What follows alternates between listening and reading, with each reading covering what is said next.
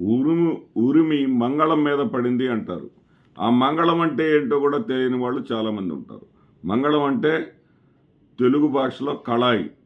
ఆ కళాయి ఉరుము వచ్చినప్పుడు ఆ కళాయి మీద ఆ యొక్క ప్రభావం కానీ పడితే ఆ కళాయిలో మంటలు రేస్తాయి. ఇది ఇలా ఉంది తెలుగుదేశం పార్టీ జగన్మోహన్ రెడ్డి గారి మీద చేసేటటువంటి ఆరోపణ. ఆరోపణ ఏంటి? సెకీతో కుదుర్చుకున్నటువంటి ఒప్పందంలో ఆంధ్రప్రదేశ్ రాష్ట్రం విద్యుత్ సరఫరా చేసేందుకు, సోలార్ ఎనర్జీ విద్యుత్ సరఫరా చేసేందుకు ఆ సెకీకి విద్యుత్తును సరఫరా చేసేటటువంటి అదానీ గారు వైఎస్ఆర్సీపీ ప్రభుత్వానికి 1750 కోట్ల రూపాయలు ఇచ్చారు అనేది. ఇక్కడ మనం చాలా 5.5 నెలలుగా మనం చూస్తూ ఉన్నాం. జగన్మోహన్ రెడ్డి గారు చేసిన ప్రతి పనిని తప్పుపడుతున్నారు, ప్రతి పనిని ఆపివేస్తున్నారు, ప్రతి పనిని ఆల్మోస్ట్ రద్దు చేసేస్తున్నారు. ఆ పని ఈ పని అని తేడా లేకుండా జగన్మోహన్ రెడ్డి గారు చేసినటువంటి ప్రతి పని కూడా అవినీతిమయం అన్నట్టుగా ప్రొజెక్ట్ చేస్తూ ప్రజలలో మరి దాని మీద చర్చ జరిగే విధంగా, జగన్మోహన్ రెడ్డి అంటేనే అవినీతి కేర్ ఆఫ్ అడ్రస్ అన్న విధంగా ప్రజల్లో చర్చ జరిగే విధంగా వాళ్ళ మీడియాను అడ్డం పెట్టుకొని వాడు పదే చర్చలు దాని మీద ఆరోపణలు చేసుకుంటూ పోతూ ఉన్నారు. ఆ విధంగానే కాలక్షేపం చేస్తూ ఉన్నారు.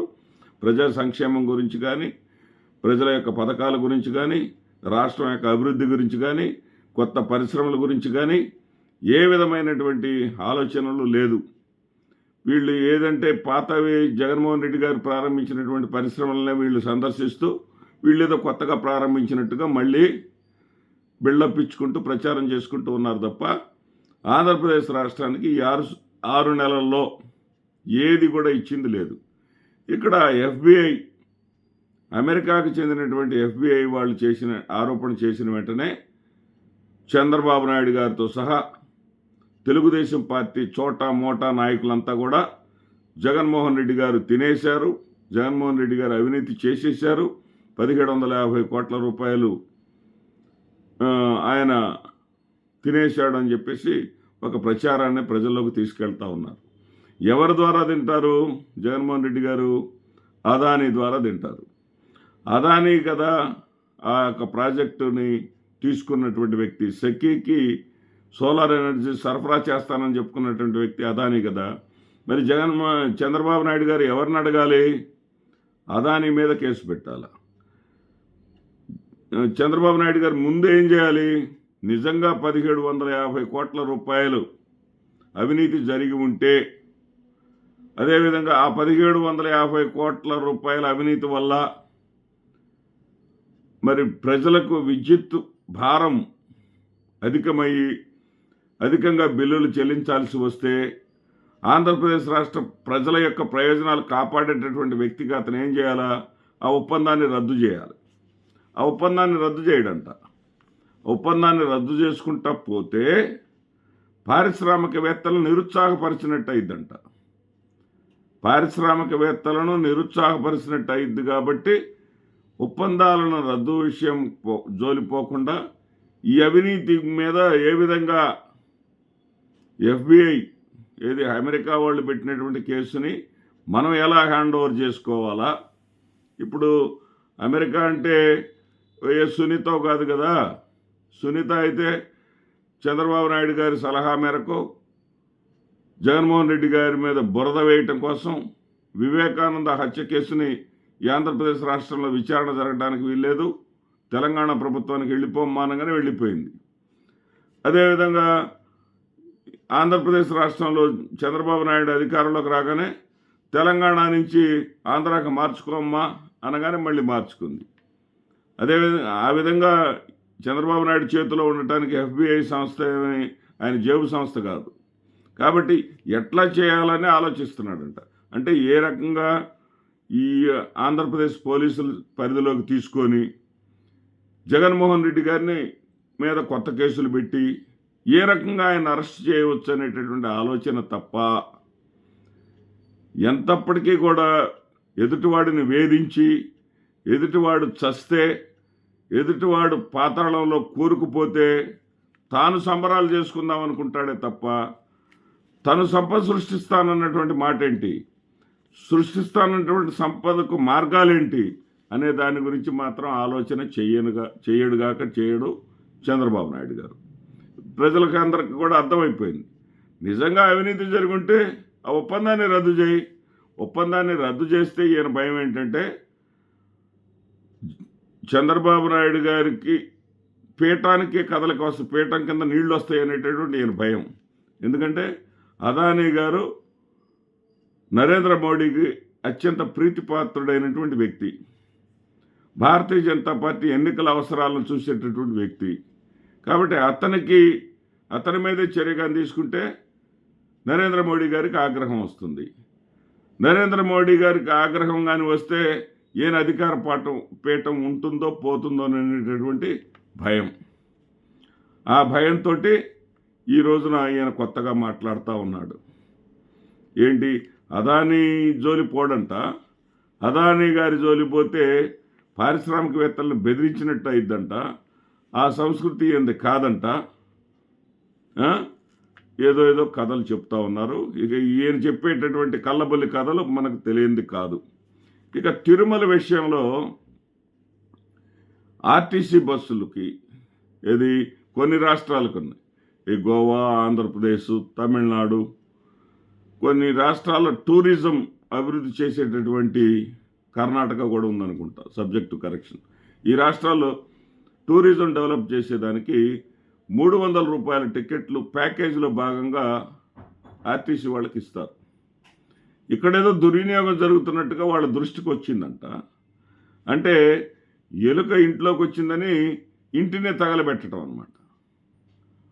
దుర్వినియోగం జరుగుతున్నట్టు దృష్టికి వస్తే జరగకుండా చర్యలు తీసుకోండి, అంతేగాని 5,400 టికెట్లను రద్దు చేస్తున్నారంట. 5,400 టికెట్లను రద్దు చేస్తే ఇప్పుడు ప్యాకేజీలో భాగంగా ఒక టూరిస్ట్ బస్సులో ప్రయాణికులు నేరుగా తిరుమల వచ్చి ఆ 5,400 మంది రోజు అక్కడ రూములు కానీ అకామిడేషన్ కానీ వాటితోటి పని లేకుండా నేరుగా వచ్చేసి ఆ బస్సుల్లో వాళ్ళు ఇచ్చినటువంటి సౌకర్యాలతోనే సరిపెట్టుకొని తిరుమల మీద అదనపు భారం పడకుండా, అక్కడ అదనపు సౌకర్యాలను అడగకుండా వాళ్ళు నేరుగా స్వామివారిని దర్శించుకొని వారి దారిని వారు వెళ్ళిపోతూ ఉన్నారు. మరి ఇటువంటి వాళ్ళందరూ కూడా 5,400 మంది కూడా రోజు ఇక ఏం చేయాలా, ఇక వాళ్ళు ఆ అవకాశాన్ని కోల్పోయిన తర్వాత వాళ్ళందరూ కూడా ప్రయాసలకు లోనవటం తప్ప ఏమన్నా ఉందా? అంటే గత ప్రభుత్వం, వైఎస్ఆర్సీపీ ప్రభుత్వం ఇచ్చినటువంటి టికెట్లు ఇవి, ఈ విధానాన్ని రద్దు చేయాలి అనేటటువంటి ఆలోచనే తప్ప ఇక్కడ భక్తులు నష్టపోతున్నారని కానీ, మరి టూరిజం శాఖకు ఆదాయం తగ్గిపోతుందని కానీ ఇటువంటి బాధ ఏమీ వాళ్ళకి లేదు. జగన్మోహన్ రెడ్డి గారు ప్రవేశపెట్టినటువంటి ఏదైనా సరే రద్దు చేయాలనేటటువంటి ఒక దొగ్ధ తప్ప మరొకటి లేదు. తర్వాత గతంలో జమిలీ ఎన్నికలు గురించి ప్రస్తావన చేసిందే చంద్రబాబు నాయుడు గారు. జమిలీ ఎన్నికలు రావచ్చు 27లో అని చెప్పిందే చంద్రబాబు నాయుడు గారు. మరి దాన్ని ధృవీకరించినటువంటి వ్యక్తి చంద్రబాబు గారికి అత్యంత ఇష్టడు. చంద్రబాబు కోసం తెలుగుదేశం పార్టీలోని మిగతా నేతల కన్నా బలంగా పనిచేసినటువంటి త్రిపుల్ ఆర్ గారు, రఘురామకృష్ణరాజు గారు, ఆయన కూడా మేము 5 ఏళ్ళు అధికారంలో ఉంటామని చెప్పేసి అనుకున్నాం, కానీ మా దురదృష్టం 2.5 ఏళ్లకో లేదా 3 ఏళ్లకే మాది అధికారం పోతా ఉంది, 27లో జమిలీ ఎన్నికలు వస్తాయి అని చెప్పారు. ఇప్పుడు మహారాష్ట్ర ఎన్నికల ఫలితాలు వచ్చిన తర్వాత, మహారాష్ట్రలో భారతీయ జనతా పార్టీ అఖండ విజయం సాధించిన తర్వాత ఇక జమిలీ ఎన్నికలు తప్పదేమోననేటటువంటి అభిప్రాయం దేశవ్యాప్తంగా ఉంది. ఈ పరిస్థితుల్లో చంద్రబాబు నాయుడు గారు ప్లేట్ ఫిరాయించారండి. ఇక్కడ ప్లేట్ ఫిరాయించడం కాదు, ఇక్కడ ఏంటంటే చంద్రబాబు నాయుడు గారు తన ఎమ్మెల్యేలను, తన పార్టీకి చెందినటువంటి వాళ్ళను, కూటమి నేతల అవినీతిని కంట్రోల్ చేయలేకపోతున్నారు. ఎప్పుడైతే జమిలీ ఎన్నికలు ఉంటాయని చెప్పేసి చంద్రబాబు గారు నోటి వెంట చెప్పారో, చెప్పిన వెంటనే వీళ్ళు అరేరే మనకు ఉండేది 2.5 సంవత్సరాలేనా, అంటే 3 సంవత్సరాలు ఉన్నా కానీ చివరి 6 నెలలు ఎన్నికలు కూడా అడ్డం వస్తుంది, కాబట్టి ఈ 2.5 సంవత్సరాల్లోనేనా అని చెప్పేసి ఆబగా సంపాదించుకునేటటువంటి పనిలో పడిపోయారు. ఎక్కడ చూసినా రాష్ట్రంలో ఆ నియోజకవర్గం ఈ నియోజకవర్గం అనే తేడా లేకుండా ఎమ్మెల్యేల అవినీతి అనేది విశృంఖలంగా సాగిపోతుందా, ఈ విషయాన్ని నేను ప్రత్యేకించి చెప్పక్కర్లేదు. వాళ్ళ పత్రికలైనటువంటి ఆంధ్రజ్యోతి పత్రికలో వేస్తున్నారు. అదేవిధంగా వాళ్ళ కోసం పనిచేసినటువంటి యూట్యూబర్లు చాలామంది సాక్ష్యాధారాలతో సహా బయటపెడతా ఉన్నారు. ఆల్మోస్ట్ ప్రతి నియోజకవర్గంలో కూడా అవినీతి రెక్కలు విప్పింది. ఎక్కడ చూసినా ఎమ్మెల్యే ప్రతి వ్యాపారాలలోనూ వేలు పెడతా ఉన్నారు. వ్యాపారస్తులు స్వేచ్ఛగా వ్యాపారాలు చేసుకోవటానికి వీలు లేదు. క్వారీలు నడిపేవాళ్ళు స్వేచ్ఛగా క్వారీలు నడుపుకోవడానికి వీలు లేదు. ప్రభుత్వానికి చెల్లించేది ప్రభుత్వానికి చెల్లించాలా, మళ్ళీ ఎమ్మెల్యేలకు కట్టేటటువంటి కప్పం ఎమ్మెల్యేలకు కట్టాలా. ఇది విశృంఖలంగా ఎక్కువైపోతుంది. ఏది ఇసుక ఉంది, ఉచిత ఇసుక కాస్త ఎక్కువ రేటు, జగన్మోహన్ రెడ్డి గారి కన్నా ఎక్కువ రేటుకి ఇవ్వాల్సిన పరిస్థితి వచ్చింది. ఇవన్నీ గమనించినటువంటి చంద్రబాబు నాయుడు, వీళ్ళని కంట్రోల్ చేయలేనటువంటి చంద్రబాబు నాయుడు వాళ్ళకి భరోసా ఇవ్వటం కోసం, వారిని ఆయన కొద్దిగా తగ్గండ్రా బాబు, 29లోనే ఎన్నికలు జరుగుతాయి, 27లో ఎన్నికలు జరగవు అని చెప్పేసి ఇప్పుడు కొత్త పల్లవి అందుకున్నారు. ఇందుట్లో మర్మం కానీ మనం ఆలోచిస్తే వాళ్ళ అవినీతిని ఆపలేక, అవినీతిని అడ్డుకోలేక మీరు కొంచెం వేగం తగ్గించండి, మీ పదవులకు వచ్చిన డోకా లేదు, 5 ఏళ్ల పాటు పరిపాలన ఉంటుంది అని చెప్పటమే చంద్రబాబు నాయుడు ఉద్దేశం అనేది మనం అర్థం చేసుకోవాల్సినటువంటి అంశం. నమస్తే.